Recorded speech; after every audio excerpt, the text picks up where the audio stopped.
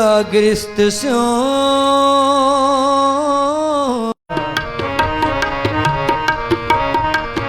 जैसे रैन पुराणे उठ चल से परवा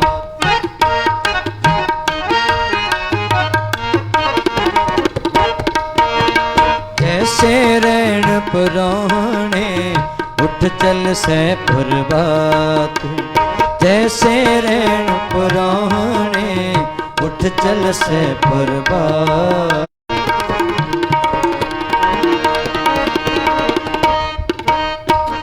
गोयल आया गोयली क्या तिस डंप पसार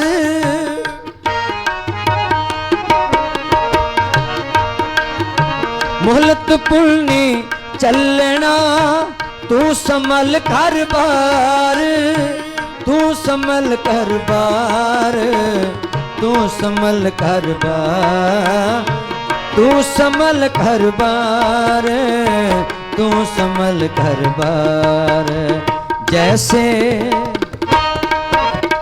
जैसे रैन पुराणे उठ चल से परबार जैसे रैन पुराणे उठ चल से परबार क्या तुरता गृहस्थ सो क्या तुरता गृहस्थ सो सब फुल्ला की बगात सब फुल्ला की बगात जैसे रैन पुराणे उठ चल से परबार जैसे रैन पुराणे उठ चल से परबार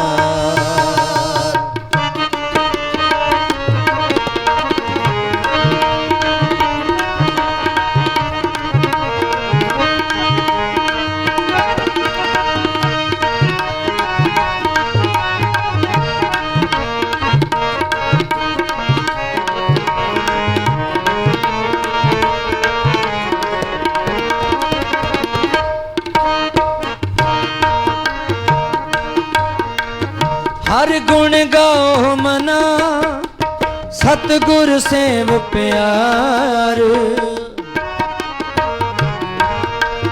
हर गुण गाओ मना सतगुर सेव प्यार सतगुर सेव प्यार सतगुर सेव प्यार सतगुर सेव प्यार सतगुर सेव प्यार जैसे रैन पुराणे उठ चल से परबार जैसे रैन पुराणे उठ चल से परबार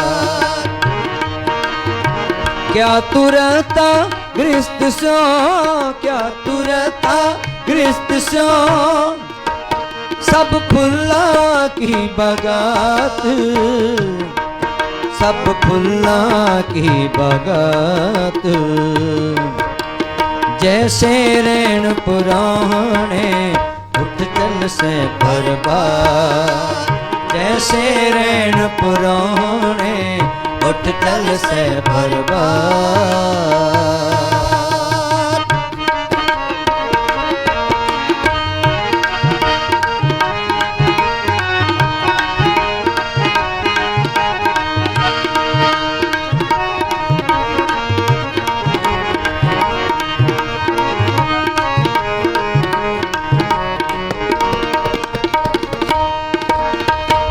मेरी मेरी क्या करे जिन दिया सो प्रभ लोड़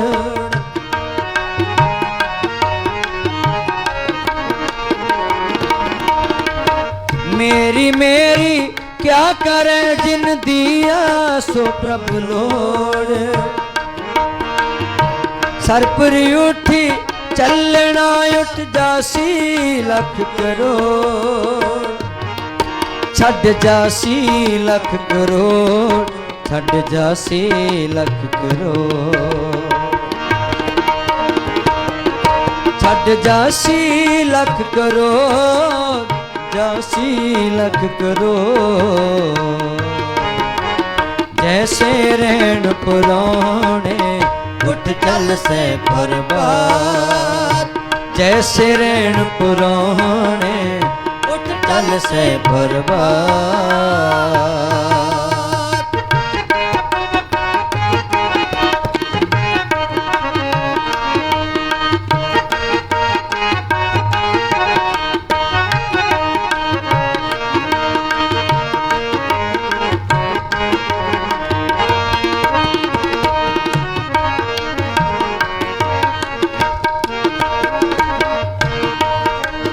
लख 84 प्रमतिया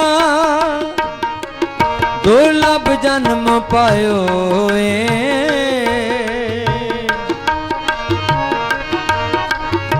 नानक नाम समाल तू 100 दिन नेड़ा आयो नानक नाम समाल तू 100 दिन नेड़ा आयो 100 दिन नेड़ा आयो 100 दिन नेड़ा आयो जैसे रैन पुराने उठ चल से बर्बाद। जैसे रैन पुराने उठ चल से बर्बाद। क्या तुम्हें उठ चल से बर्बाद। जैसे रैन पुराने उठ चल से बर्बाद। उठ चल से बर्बाद। उठ चल से बर्बाद। बर्बाद वाहे गुरु।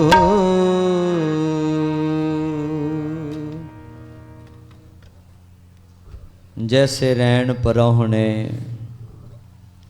उठ चल से बर्बाद। क्या तू रता गिरस्त स्यों सब फुल्लां की बागात। हर गुण गाओ मना सतगुरु सेव प्यार। क्या थोड़ी बात गुमान। गरीब नवाज दे मुबारक चरणों विच जुड़ बैठे सतसंगी जनों गुरु के प्यार विच गुरु के सत्कार विच आप जी परिवार दे नाल दुख साझा करदिआं अंतम अरदास विच हाज़री लवाउण लई पहुंचे हो। साडे बहुत ही सत्कारयोग सुखवंत सिंह जी जथेदार साहब जो कि अचानक ही पिछले दिनी भाना वरता गए महाराज के चरणों में जा बिराजे सन। उन्हां दी रूह की शांति वास्ते सेवक परिवार वालों गुरु साहिब जी के पावन चरणों का ओट आसरा लेंदियां रब्बी बाणी तुरकी बाणी दे जाप करवाए गए। श्री सहज पाठ दे भोग पवाए गए। अंते सतगुर बोलिया मैं पिछे कीर्तन करियो निर्वाण जीओ। कल युग में कीर्तन प्रधाना गुरमुख जपी है लाए ते अन्न। परमात्मा दे नाम दी कीर्ति करनी। संसार दे अंदर असी बहुत तरीक़े नाल कार विहार करते हैं पर वो सारे जिहड़े काम काज है वो बाहरी साडे शरीर दे काम आउंदे हैं।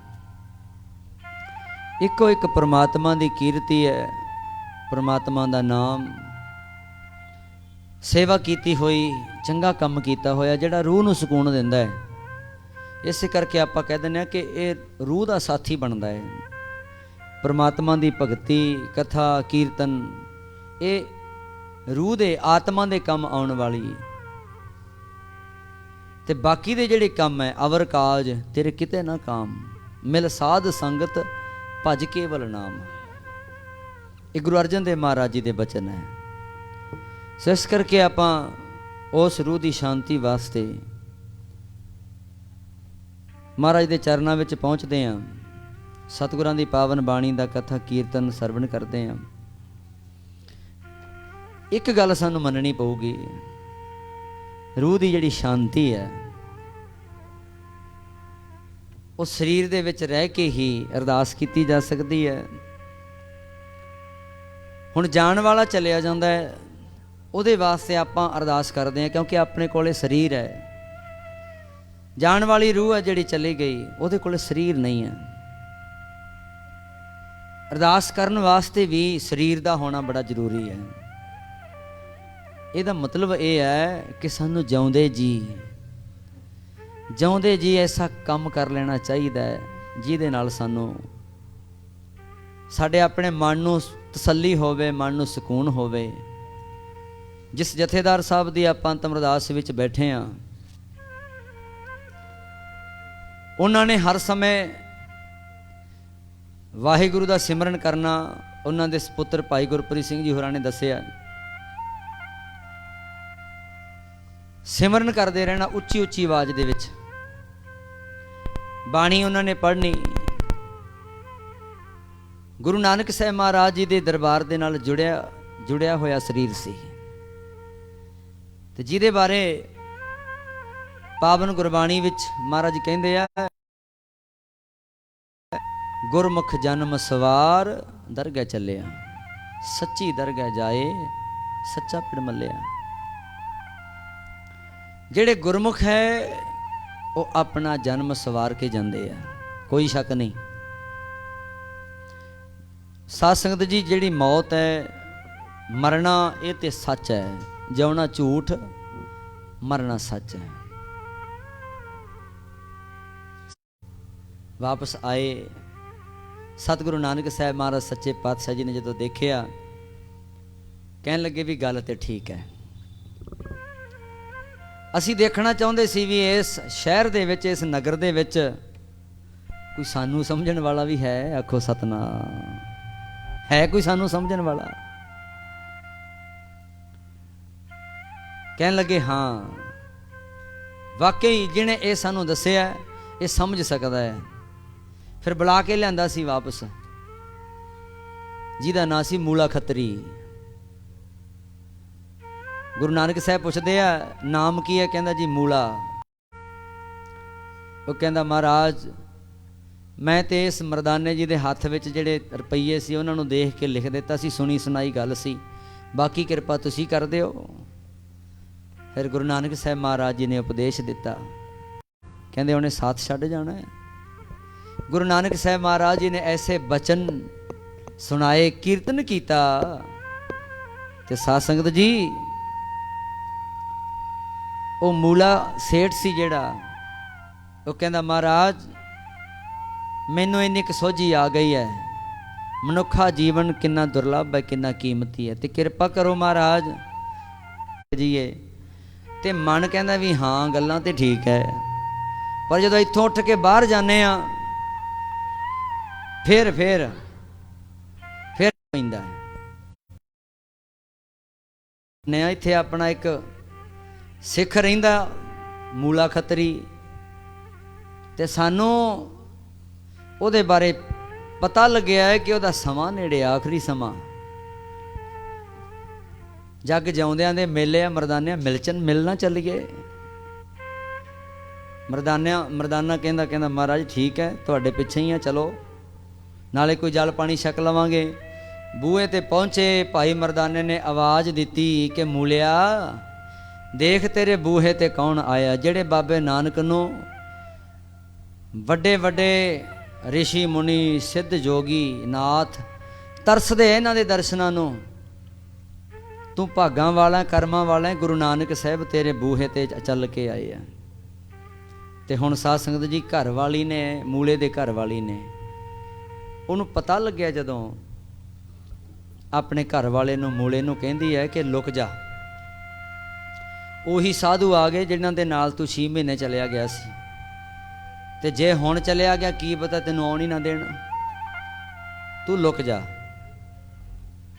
ਉਹਦਾ ਕਹਿਣਾ ਮੰਨ ਕੇ ਮੂਲਾ ਸੀ ਜਿਹੜਾ, ਛੋਟੀ ਜੀ ਕੰਧ ਟੱਪ ਕੇ ਪਿੱਛੇ ਪਾਥੀਆਂ ਦਾ ਗੁਬਾਰਾ ਲੱਗਿਆ ਸੀ, ਉੱਥੇ ਅੱਧਾ ਕੁ ਗੁਬਾਰਾ ਪਾਥੀਆਂ ਚੁੱਕੀਆਂ ਹੋਈਆਂ ਸੀ, ਉਹਦੇ ਵਿੱਚ ਜਾ ਕੇ ਬਹਿ ਗਿਆ।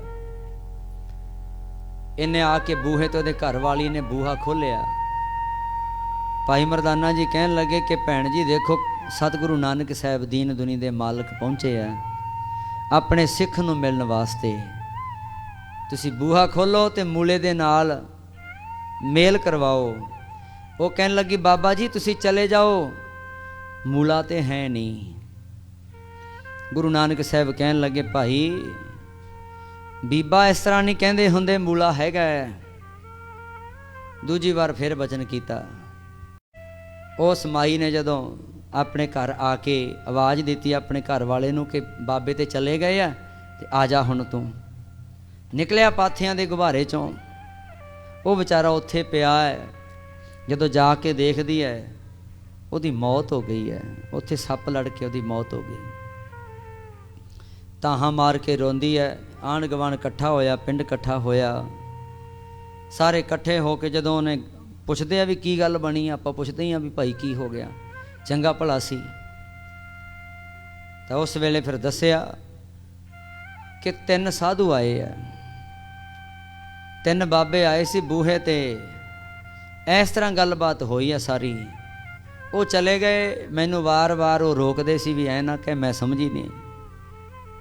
ਬਸ ਫਿਰ ਪਿੰਡ ਵਾਲਿਆਂ ਨੇ ਉਸ ਮੂਲੇ ਖੱਤਰੀ ਦੀ ਲਾਸ਼ ਚੁੱਕੀ।